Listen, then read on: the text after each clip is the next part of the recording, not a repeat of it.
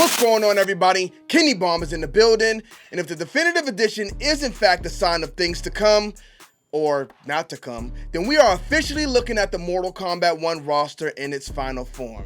And I gotta say, even if we don't get any new characters in this game, this is still one of the greatest Mortal Kombat rosters of all time. Now, is it perfect? I think we were on the road to perfection, but unfortunately, if support ends here, then this roster will come just shy of achieving that accolade. So what I want to do today is take a look at some of the popular characters that may have made it into this game if support did continue, and we're going to rebuild, redeem, and see if we can bring this roster to perfection it deserved. If that makes sense. I know what I want to do, but I don't know how to sell it to you, so just stick around and we'll figure it out. But first, I need you guys to help me out by dropping a like on this video. Just don't forget to smash that subscribe button, especially if you don't want to miss any update on whatever Netherrealm Studios has coming up next. Now let's get into it.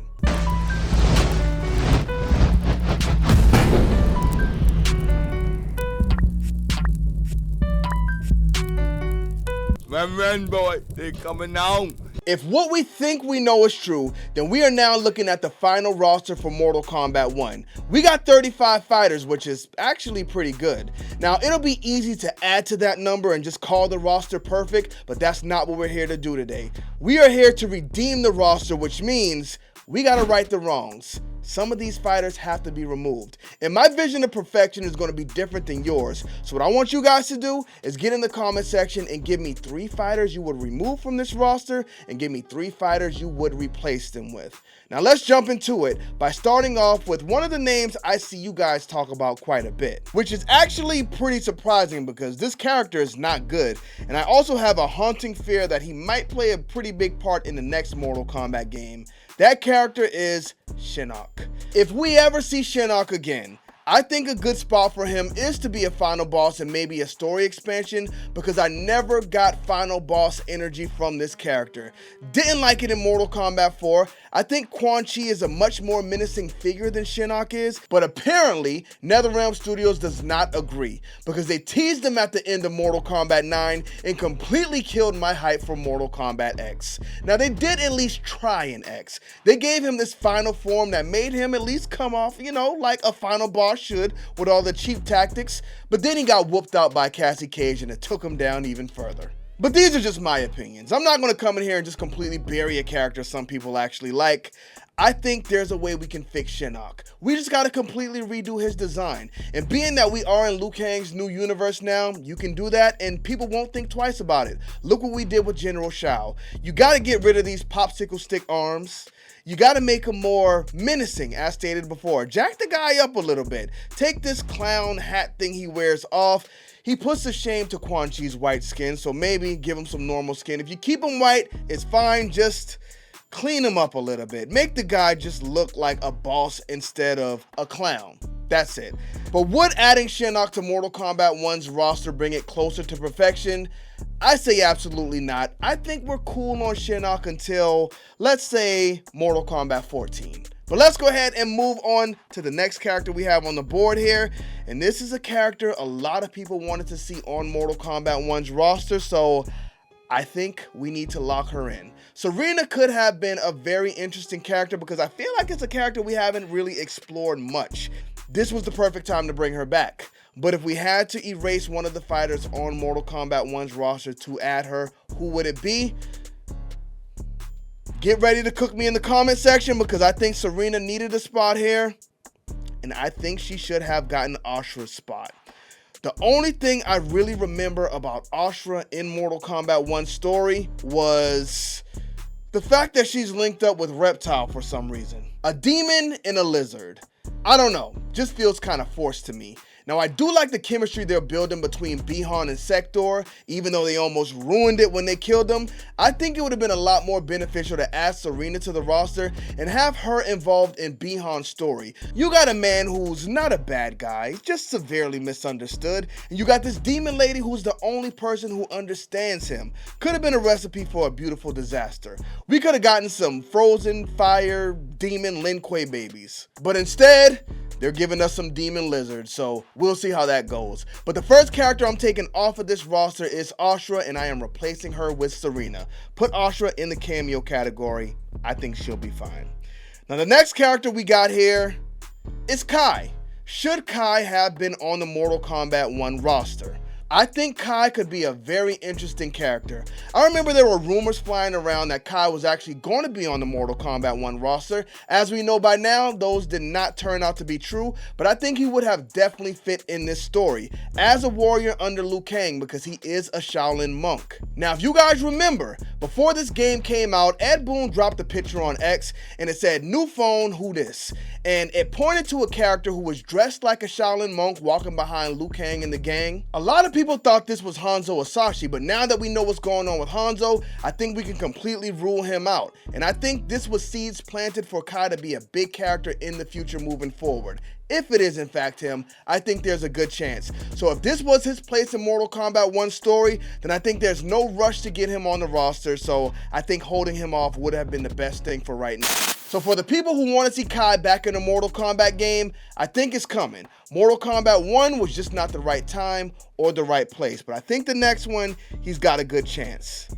Now, some characters may have benefited greatly from not being in Mortal Kombat 1. They may have dodged a bullet because Fujin is a character that we saw at the end of Mortal Kombat 11, and he was talking about living out different lives in different universes, and in that ending, he actually mentioned being a woman. And in Mortal Kombat 1, they mentioned Raiden having a sister. Now, we see what happened with Sector and Cyrax. Both used to be male characters, now they are women. Bo Raicho, Madame Bo, the verdict's still out. We don't know. They can still go either way with that if they want to, but as of right now, we know for sure 2 characters have been gender swapped. I think if Fujin made it into Mortal Kombat 1, Fujin would have most definitely been a woman.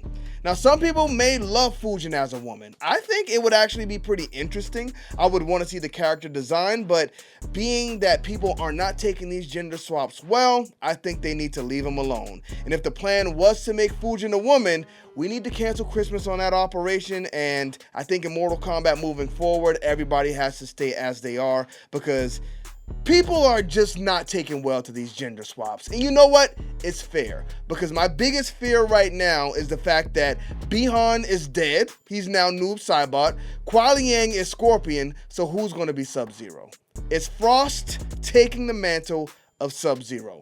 We could only have a woman Sub-Zero in the next Mortal Kombat game, and I don't know if I like that too much. In fact, I don't like that at all. So to all of the Fujin fans, he didn't make it into Mortal Kombat 1, but if you want him to come back as a man the way he was before, then that might be a blessing to you. Because even though Mortal Kombat 1 is a very successful game, sold more copies than Tekken, and sold more copies than Street Fighter 6, which is on last generation platforms where Mortal Kombat 1 is not, people are still pushing this narrative that Mortal Kombat 1 was a failure. So I guarantee you, with the next Mortal Kombat game, Netherrealm Studios is coming back with a vengeance. So I don't think they're going to want to switch things up to make people complain. I think they're going to come back strong and give everybody exactly what they want. But so far, we have only removed 1 fighter from the roster. I think it's time to remove another one, because our next character we have here is Jade. Talk about a character people have been clamoring to see in Mortal Kombat 1. I'm surprised it didn't happen before things ended. Now, I know people who definitely don't play Mortal Kombat who come up to me and say, "I can't wait to see Jade in Mortal Kombat." I'm like, ma'am, you have probably never played Mortal Kombat. So this character is definitely popular amongst women. So I'm surprised she didn't make it on the roster. And I think we have to take one of these characters off the roster to get her in there if we want to see this roster be perfect. Who's that character? I think the only one that really makes sense is Tanya. Now, she had a role in Mortal Kombat 1 story, but I don't think it was too big where it couldn't be replaced. And I don't even think it would need to be replaced. I think the biggest thing they were trying to push with Tanya was her relationship with Mileena. And you could have still had her included in the story as an NPC, much like they did with Sector and Cyrax in Mortal Kombat 11, much like they did with Rain in Mortal Kombat X. So it's not unseen or unheard of. I think putting Jade on this roster and including her in this story would have gave them a much bigger bang than Tanya did. And even if the goal was to just get a black woman on the roster, I mean, Jade is still a black woman, right? Absolutely. Let's go ahead and move on to the next one. I mean, it's a controversial topic for no reason. It was already confirmed by the MK Mobile team. But we got like 10 more characters left here, and I don't like to go too long on these videos, so from here on out, we will only go with the lock-ins. We'll talk about some of those other characters when we build our Mortal Kombat 13 roster. And the first one I have that we need to get locked in is Nightwolf. Animalities made a return to Mortal Kombat 1, and Nightwolf missed the mark. Now, who do we replace Nightwolf with on this roster? I thought about it. And where I thought about putting him was over Noob Saibot. Hear me out now. I love Noob Saibot, but they killed Bihan too fast.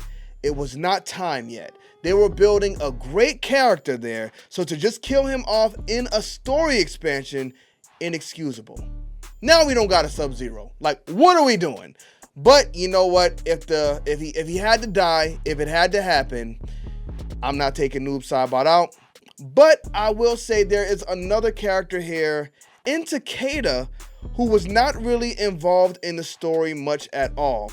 Now again, just like Tanya, he was involved in Chaos Reigns, but I think his involvement could have just been as an NPC. They had the funky little teenage punk rock looking Takeda in there. Without the other combat kids, I think Takeda really shouldn't have been on this roster. And listen, his trailer was like the most viewed of any Mortal Kombat character, so I understand and I realize people love him, but I just really didn't need to see him on this Mortal Kombat roster. I think if we were bringing back the Animalities and they knew what was going to happen, the Animalities should have been included in Chaos Reigns storyline somehow. Nightwolf should have taught somebody how to use an Animality, and that's how they should have taken down Titan Havoc. Didn't happen, should have happened, so I think Nightwolf needs that spot on the roster to bring it to perfection, so we're going to leave him right there. And that brings us to the point where things get absolutely crazy. Because as I told y'all before, it's easy to just tack fighters onto the roster we already have and call it perfect, so I'm not going to do that. But you can call me crazy, call me delusional, call me insane, say I'm out of my mind, but I still think we're getting 2 more fighters added onto this roster. Now, you can't sell them outside of the Definitive Edition, but you know what? With that and more, you can definitely add more fighters, sell them to the people who didn't buy the Definitive Edition, and include those 2 fighters in that pack. It's $70, so it's possible. So I'm still holding on to the hope. I think they will add at least 2 more.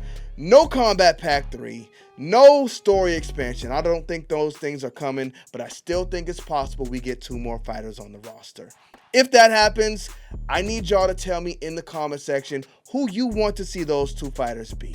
If I had to pick 2, and I'm a big story guy, so I would not want to see these characters come directly from Liu Kang's universe. If we got to have the multiverse, I think we need to use it effectively and pull these characters from another universe. That way they are not canon and we're not officially being introduced to them until we get the next Mortal Kombat.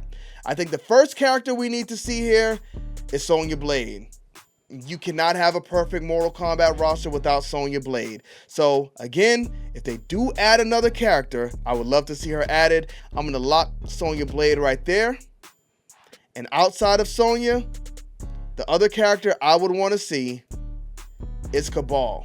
Now, of course, these characters come with a lot of lore, a lot of story, so you're going to have to build them the right way in Liu Kang's universe. You can't just throw them on the roster with no story and have the character interactions before the matches. So I think they need to pull them from our previous Mortal Kombat universe, plan them down in here. That way, again, we're not being introduced to them officially, but we still have them in this game. All right, so that's our roster. As I stated, this roster is really good, so we really didn't have to make too many changes. And when I say the perfect roster, I mean the perfect roster for Mortal Kombat 1. Because of course you got characters like Goro, Jax, Kano. All of those characters are very important to Mortal Kombat, but with the story they told us here, we would have to wipe out so many characters on this board to get them included, and they would have to pretty much rewrite the story. So If Sonya was not on an extra spot from another universe, I wouldn't even have her on this roster because again, she would need to be in the game with a lot of those other characters to make her story make sense. And a few other things we need to clean up because I'm sure we'll get a lot of people in the comment section saying, just wipe out all the guest characters and put Mortal Kombat characters in there.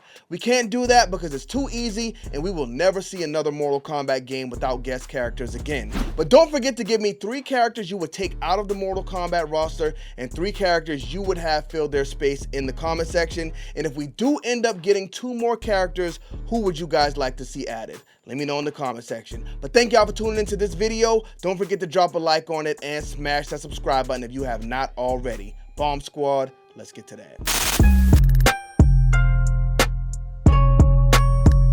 Flawless.